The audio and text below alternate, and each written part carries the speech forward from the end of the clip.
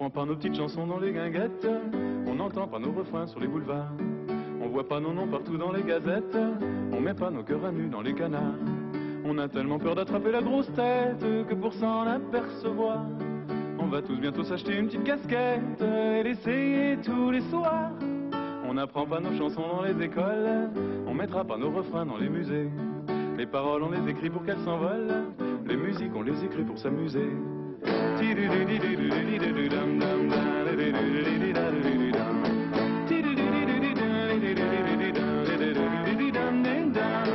On n'apprend pas nos chansons dans les écoles, on mettra pas nos refrains dans les musées.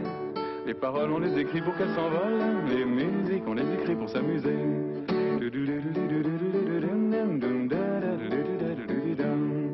On prend pas nos petites chansons dans les guinguettes, on n'entend pas nos refrains sur les boulevards. Comment s'appelle-t-il? Prince, en toute modestie.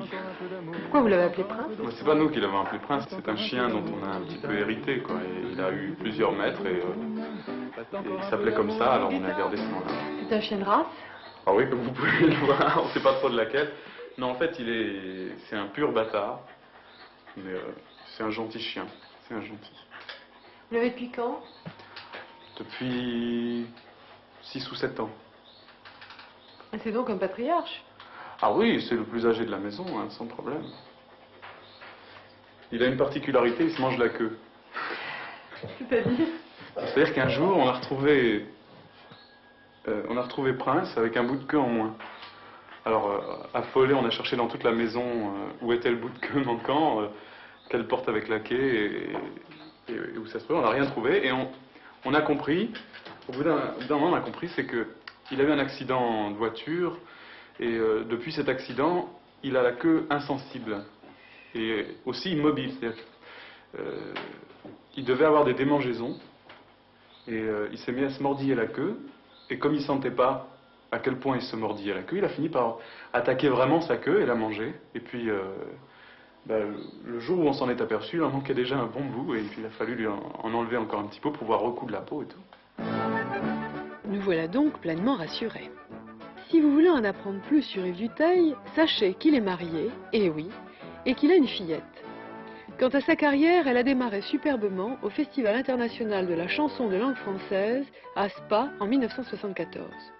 Depuis, il collectionne les prix officiels et les disques d'or, c'est-à-dire que plus de 100 000 personnes ont acheté ses œuvres. Enfin, Yves Dutheil a 28 ans. Alors lui c'est Chiffon, parce qu'on l'a vu avec toute sa portée, c'était une grosse boudoufle, il avait la gueule toute chiffonnée. Est-ce qu'il a l'habitude comme ça de vous téter le pullover? Oui, il a un peu besoin de maternage. C'est un rescapé lui. On l'a eu, bon il était tout petit, il avait quelques semaines, et puis il a eu d'abord ce qu'on a pris pour le typhus, et on est tombé sur un vétérinaire qui s'est rendu compte que ça devait être un empoisonnement. Et qui les a soignés tous les deux, lui et sa sœur, et qui les a guéris. Mais lui, il était vraiment très très très mal en point, il était, je pense, à quelques jours de la mort. Il avait toutes les chines grises et le poil qui devenait poivre et sel. Et puis une deuxième fois, on a entendu une voiture des pneus qui ont crissé devant la maison, et puis on n'a pas fait très attention, mais on a eu un petit pressentiment quand même. Je suis sorti pour voir et je l'ai retrouvé au milieu de la rue, complètement inanimé, presque mort aussi. Alors on l'a ramené à la maison, il avait la langue qui était coincée dans une dent, il s'était mordu la langue, et puis il respirait plus. Il a passé 8 jours à rester dans son coin, puis au bout de 8 jours il a fait miaou, et puis le lendemain il a bouffé un petit bout de viande comme ça, et nous on était émus aux larmes de le voir manger un petit bout de viande après 8 jours.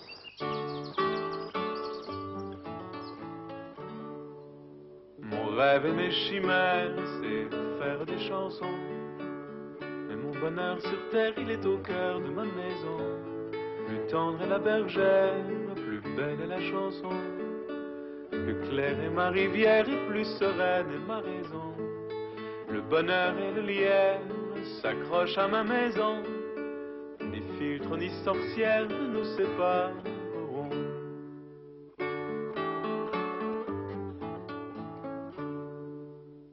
Qu'est-ce que tu dessines là? Je dessine Mélanie. Quel âge elle a, Mélanie? 1 an et demi. C'est la chienne que tu préfères ici? Oui. Oui? Pourquoi? Tu sais pourquoi? Parce qu'elle a plein de poils, elle est jolie.